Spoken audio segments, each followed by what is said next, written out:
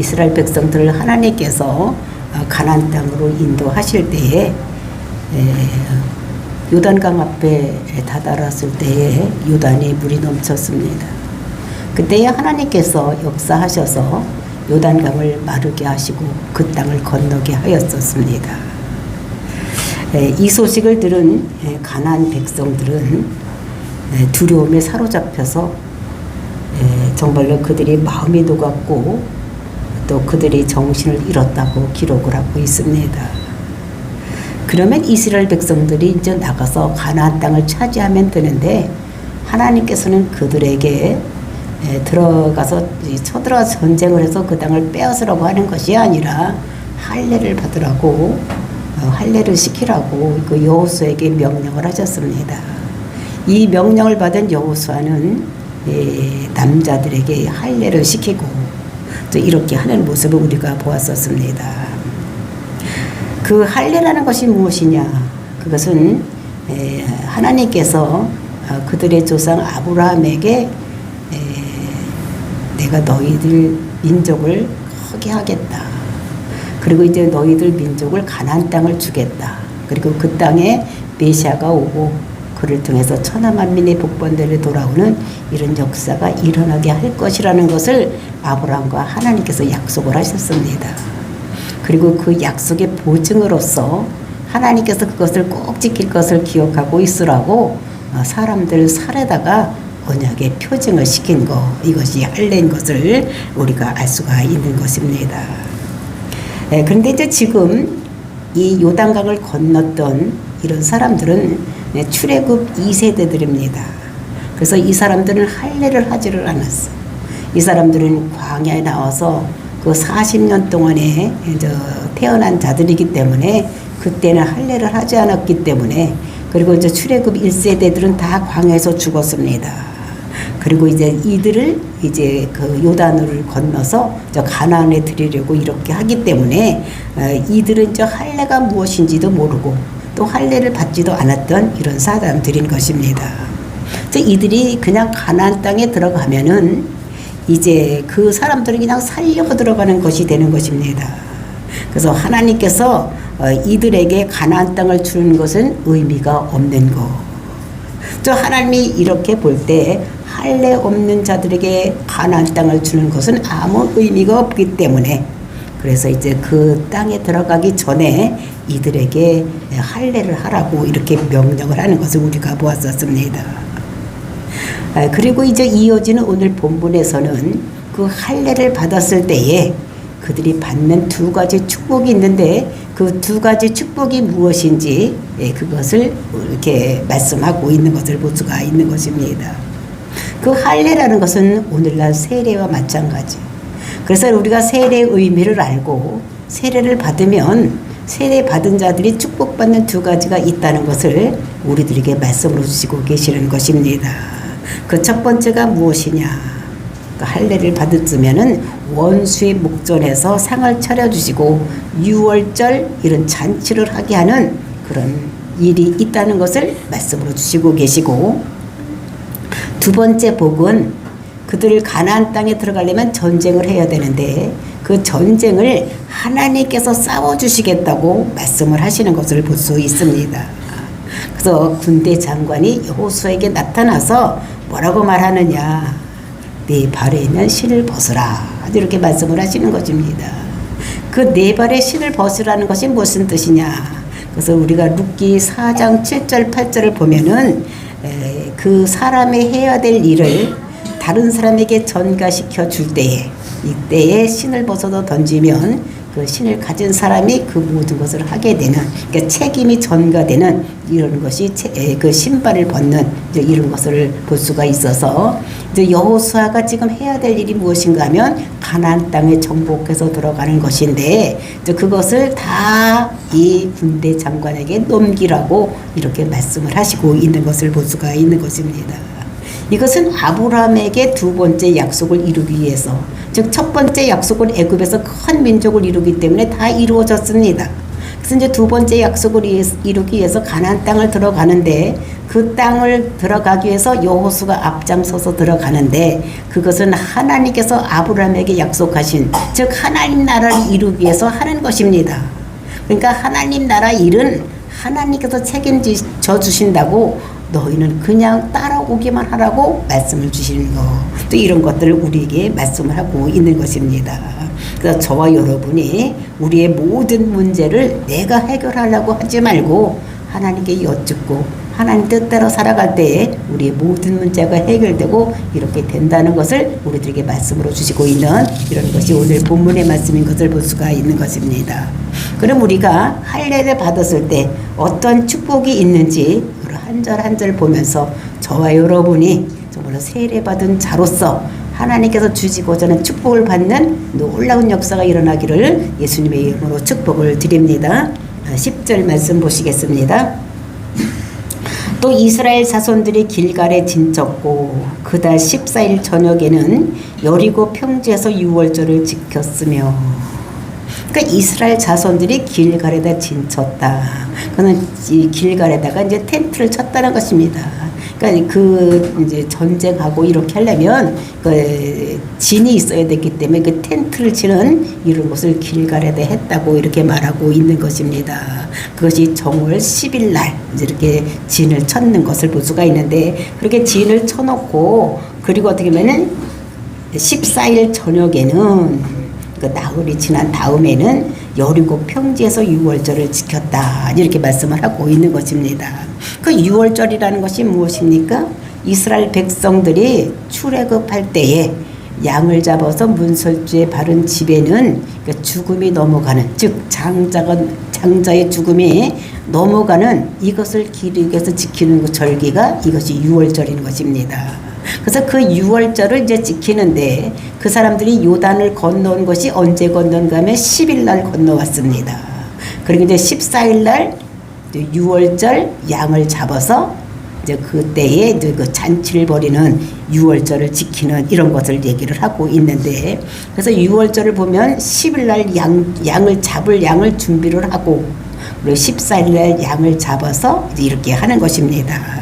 그래서 지금 이것이 애굽에서 나온 지 딱 40년 되는 그날에 그 여리고 평지에서 지금 유월절 이런 잔치를 벌이고 있는 이런 모습을 볼 수가 있는 것입니다.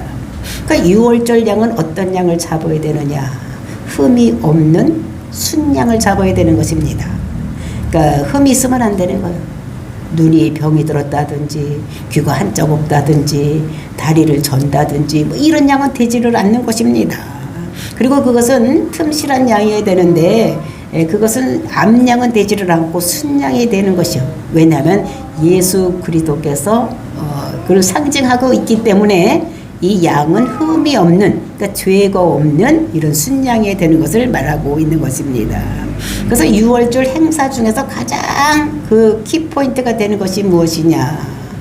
뭐니 해도 양고기를 먹는 이제 이런 날이 그날인 것을 볼 수가 있는데 유월절을 지키는 것인데 그래서 유월절에 양고기를 먹고 그리고 이제 다른 사람들과 같이 예배 드리고 또 이제 찬양하고 즐거워하고 이렇게 축제를 하는 이런 것인 것을 볼 수가 있는 것입니다. 근데 이것을 어디에서 하고 있느냐? 여리고 평지에서 하고 있다는 것입니다. 이것은 길갈에서 약 한 20km 떨어진 그리고 여리고 성 앞에 가서 이제 이 축제를 하고 있는 이런 모습을 여기서 볼 수가 있는 것입니다.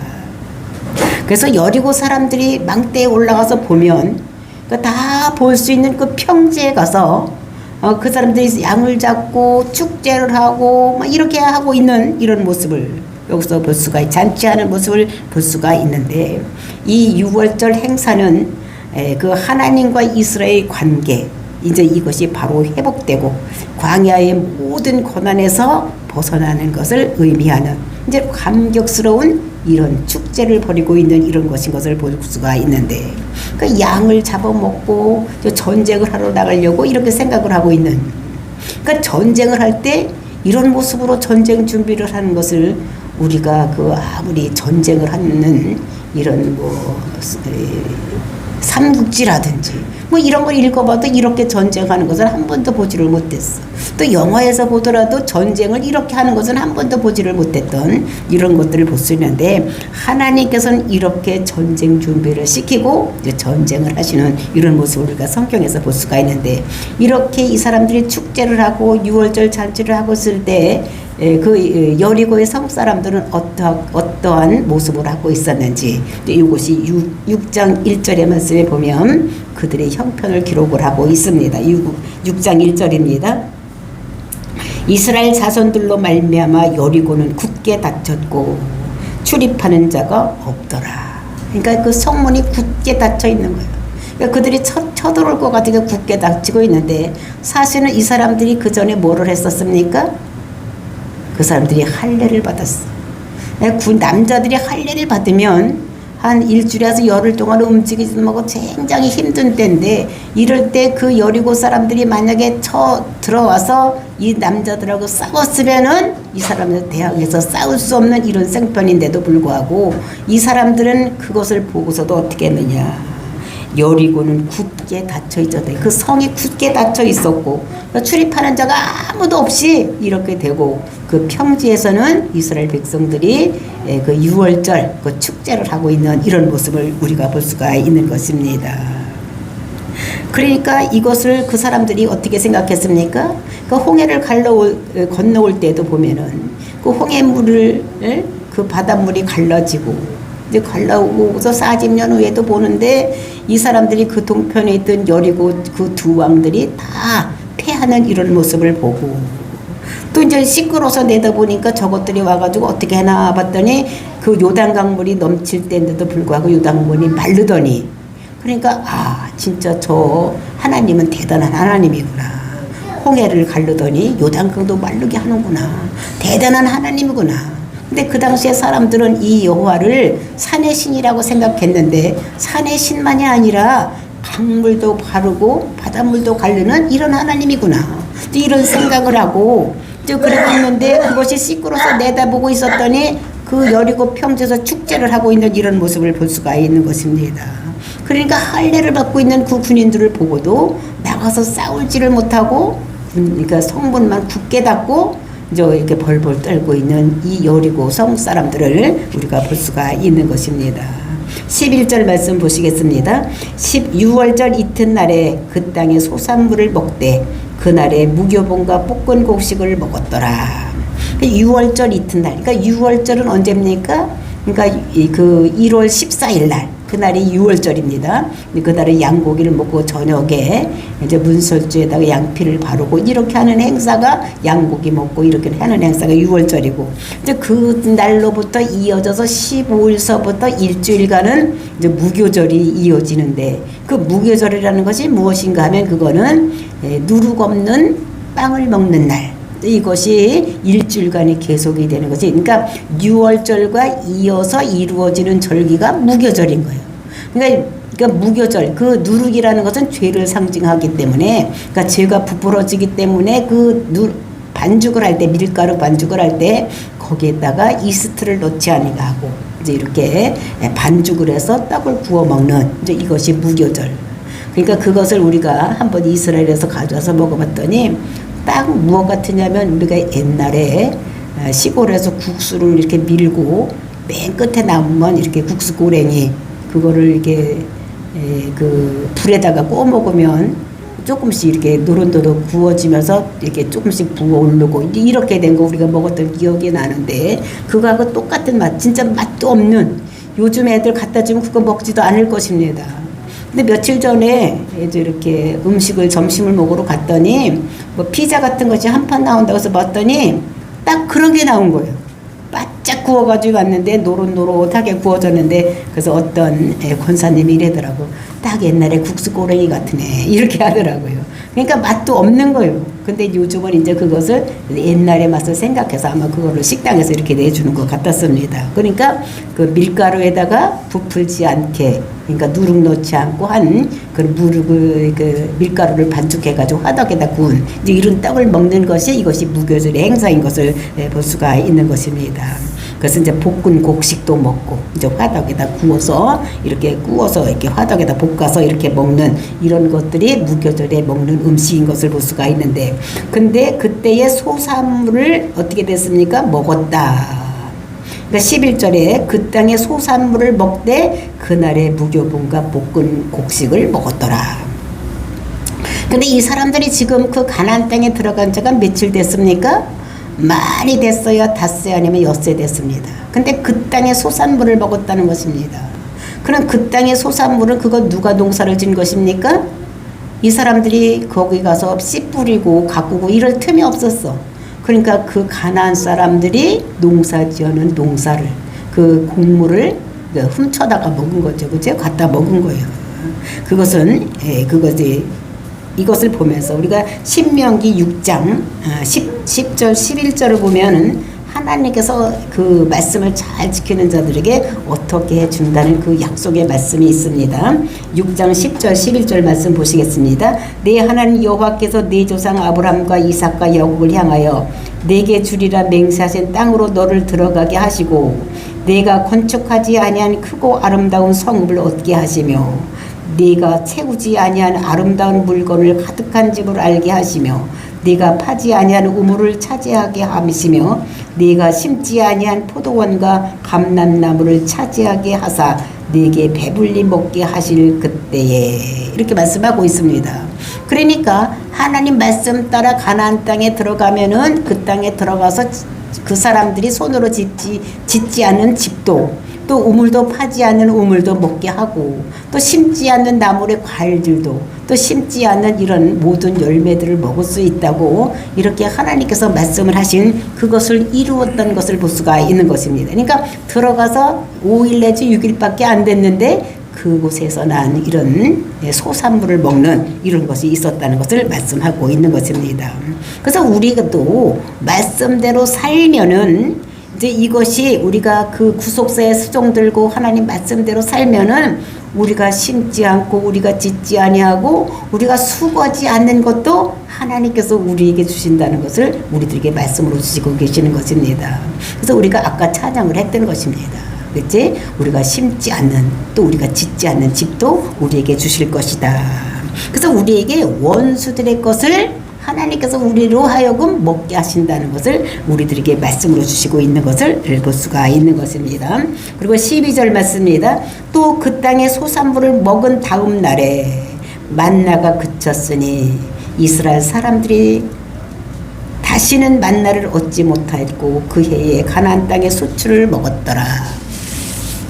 그래서 이제 이 만나라는 것이 무엇입니까? 이스라엘 백성들이 이제 광야 생활을 시작할 때 이때 하나님께서 먹을 것을 내려줬던 이런 것이 만나. 그러니까 40년 동안 그들은 농사를 짓지 않았지만 날마다 만나를 하늘에서 내려줘서 그 만나를 먹고 40년을 들어와서 살았는데 가나안 땅에 들어와서 그 땅에 소출을 먹은 그 다음 날부터는 이제 만나를 구하러 그 사람들이 나갔습니다. 만나 습관처럼 아침에 만나를 구하러 나가는 거예요. 그 나가봤더니 그날 없는 것입니다. 이상하다. 오늘은 하나님이 깜빡 잊으셨나? 그리고 그 이튿날 또 나가보니까 또 없는 것입니다. 이래서 40년 동안 날마다 내려주던 만나가 가나안 땅에 들어가서 거기 있는 소사를 먹은 그 다음 날서부터는 이제 만나가 내려지지 않았다. 이런 말씀을 하고 있는 것입니다. 그러니까 가나안 땅의 소산물을 먹고 나온 그 다음 날서부터는 하늘의 양식이 그치고 내 땅의 양식으로 먹고 사는 이런 일이 일어났다는 것을 말씀하고 있는데, 그런데 그 땅의 소산물, 소출을 먹었더라 이렇게 얘기를 하고 있습니다. 그 소출이라는 것은 무엇이냐? 이것은 태보와 이것은 모든 것을 먹었다는 것입니다. 근데 그 곡식만 먹은 것이 아니라 나무가 있으면 나무에 나오는 과일, 또는 그것이 소를 길렀으면 소가 낳은 새끼, 또 닭을 길렀으면 닭이 낳은 혈안, 닭알, 뭐 이런 것까지도 다 그 사람들이 먹고 사는 이런 것이, 그러니까 그 땅에서 이루어진 모든 소산물을 다 먹는, 그러니까 식물만이 아니라 동물, 뭐 이런 것까지도 다 이렇게 그 사람들이 소유가 됐다는 것을 이렇게 말씀하고 있는 것을 볼 수가 있는 것입니다. 그럼 우리가 생각할 때, 아니 하나님을 왜 그 가나안 사람들이 심어놓은 것을 왜 다 빼앗아서 그 이스라엘 백성에게 주시나? 이상한 하나님이네? 뭐 이렇게 생각할 수도 있는데 하나님은 공의 하나님이십니다. 그래서 우리가 아브라함에게 하나님께서 그 땅을 징벌하지 않았을 때 왜 그랬느냐, 이렇게 우리가 창세기를 보면은 아직 그 땅에 죄가 간영하지 않았기 때문에, 죄가 없는 백성들을 징치하지 못했기 때문에 너희들이 애굽에 가서 430년 동안 일하고 있으면 그 백성들을 많이 불어나게 되면 그동안에 이 사람들이 죄가 관영하게 되면 그 사람들을 내쫓고 너희들을 들여보내겠다, 이런 약속의 말씀을 주셨던 것을 볼 수가 있는 것입니다. 그러니까 이 가나안 사람들이 어떤 죄를 짓고 있었느냐, 이 사람들이 우상 숭배를 많이 했던 것입니다. 그러니까 바알 숭배를 한 거예요. 바알 숭배를 하면서 바알 숭배를 할 때는 어떻게 됩니까? 음란한 죄를 많이 짓는. 그래서 우리가 레위기 18장을 보면 엄청나게 많은 음란의 죄를 짓고 있어요.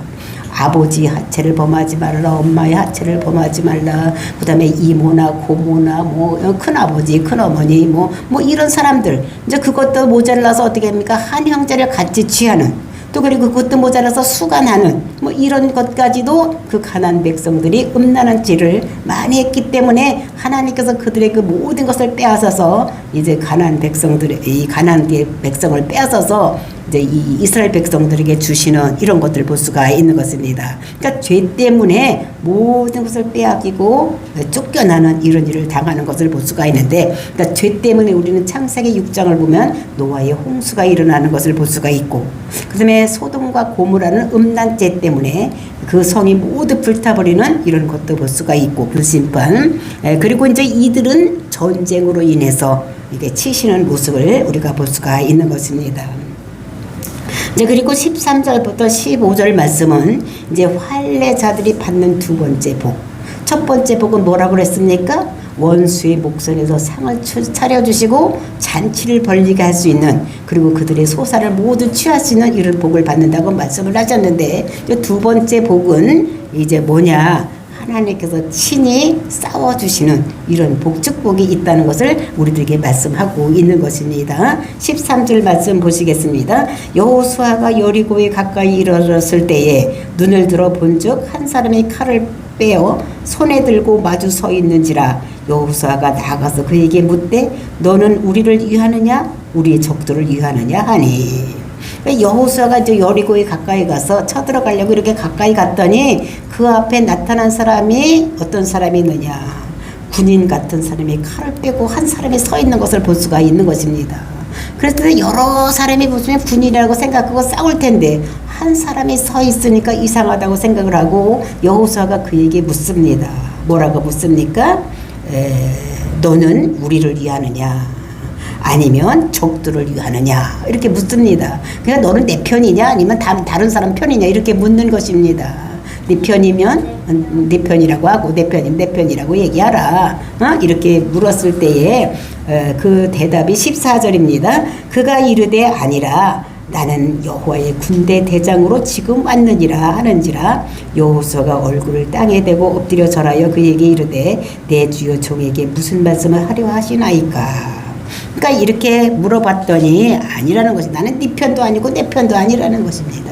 하나님은 우리가 내 편이나 네 편 이런 사람이 그런 분이 아니라 하나님은 공의의 하나님이기 때문에 누구 편을 드는 분이 아닙니다.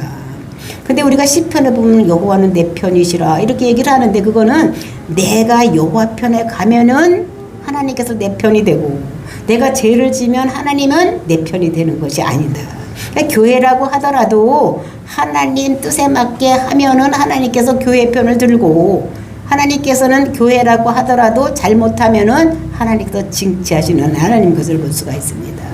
우리가 계시록의 그 7교회를 보면은 그 7교회 중에서 잘못된 교회를 징치하시는, 야단치고 하는 모습을 볼 수가 있는 것입니다. 그래서 하나님은 내가 하나님 편에 가야지 내 편이 되는 것이지, 하나님은 그냥 아무 편에나 가는 이런 분이 아니라는 것을 우리가 여기서도 알 수가 있는 것입니다.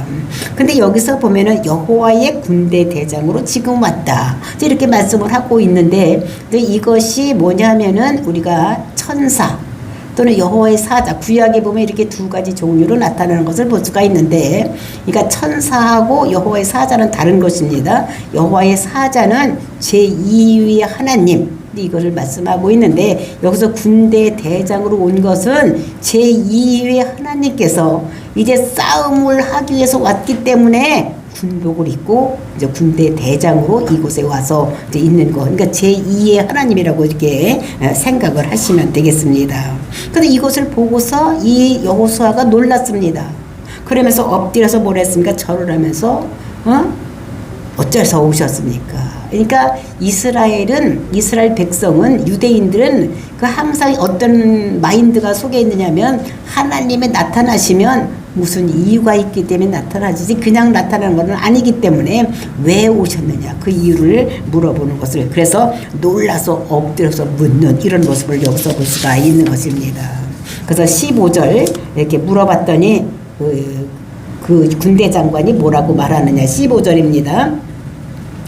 여호와의 군대 대장이 여호와에게 이르되, 그러니까 그 칼을 든 군대 대장이 여호수아가 물으니까 그에게 대답을 하는 것입니다. 네 발에서 신을 벗으라.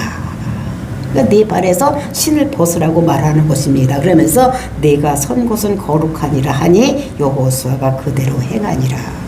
네 신발을 벗어라. 네가 섰는 곳은 거룩한 땅이니까 신발 벗으라는 것입니다. 그때 여호수아가 그렇게 했다는 것입니다.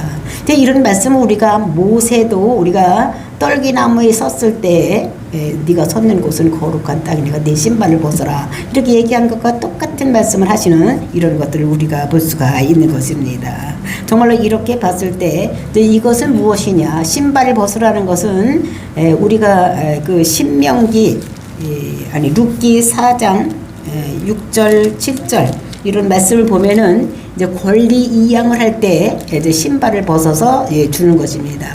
오늘날 같으면 우리가 근데 뭐 집을 딴 사람한테 주려면은 이것을 이렇게 계약서를 쓰고 직인을 도장을 찍어서 이렇게 주면 되는데, 이제 그때는 그런 것이 없어서 신발을 그 사람이 벗어서 주면 그 신발을 가지고 있는 사람이 그것을 할 수 있는 이런 것인 것을 우리가 여기서 볼 수가 있는 것입니다.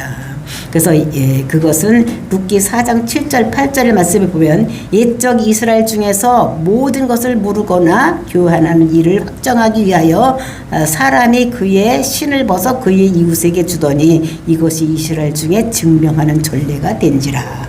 증명한 사인이 되는 이런 것을 볼 수가 있는 것입니다. 그러니까 자기의 권리를 양도하거나 무르거나 이렇게 할 때 신발을 벗는, 그러니까 내 권리를 포기한다 이렇게 하는 것입니다. 그러니까 이때 이제 그 여호수아가 자기 권리, 뭐냐면 이 사람이 나가서 앞에 나가서 싸우면서 나가야 되는데 그 권리를 포기를 하고 다 누구한테 그 권리를 이양하느냐, 그 군대 장관은 다 이게 권리를 이양하는 이런 것을 볼 수가 있는 것입니다. 지금 여호수아는 이제 그 여리고성을 싸워서 이겨야지 되는데, 이것이 첫성이니까 이것이 굉장히 중요한 이런 것인 것을 볼 수가 있어요. 그래서 여호수아가 힘써 싸우려 가는데, 너희 종 아브라함에게 약속한 것을 내가 지키려고 하니까 이것은 내가 할 일이니까 나한테 다 책임을 맡겨라. 그러면 내가 이 모든 것을 하겠다고 이렇게 말씀하고, 그랬을 때 이 여호수아가 그것을 다 일임을 했던, 그랬기 때문에 그 일임한 것을 다 이 군대 장관이 이뤄나가서 이렇게 하는, 싸워주시는 이런 것을 볼 수가 있는 것입니다. 그러니까 우리도 이 세상에서 내가 해야 될 일, 또 하나님 나라에서 해야 될 일은 내가 하려고 하면 안 되는 것이고, 이건 어떻게 해야 되느냐, 내가 모든 것들을 어떻게 되면 하나님 뜻을 묻고 하나님 뜻대로 해야지만 되는 것이지, 내가 발버둥치고 내가 노력한다고 되는 것이 아니다라는 것을 우리들에게 말씀을 하고 있는 것입니다. 그래서 우리는 무엇을 할 때 하나님께 여쭤봐야 되는 거예요. 하나님 이거 어떻게 해야 됩니까? 해야 됩니까? 말아야 됩니까? 하라고 하면 누구하고 해야 됩니까? 이렇게 묻고, 또 언제 해야 됩니까? 이렇게 물어보고 해야지만 된다는 것을 우리들에게 말씀하고 있는 것입니다. 그래서 성경에서는 아브라함에게 의해서, 또 야곱이 또는 이 요셉에게 넘어가고, 또 모세에게 또 이것이 여호수아에게 넘어가는 그래서 이런 것이 모두 말씀을 음성을 듣기가 이렇게 되어서 모든 게 이루어지는 이런 것들 보고 우리도 하나님께 여쭤보고 하나님의 음성을 듣고 그 음성 따라 살아갈 때 모든 것이 이루어진다는 것을 우리에게 말씀으로 주시고 계시는 것입니다. 그래서 우리가 무슨 일을 할 때 하나님께 여쭤보고 그 뜻대로 행해서 하나님의 뜻을 이루는 저와 여러분이 되시기를 예수님의 이름으로 축원을 드립니다. 다 같이 기도하겠습니다.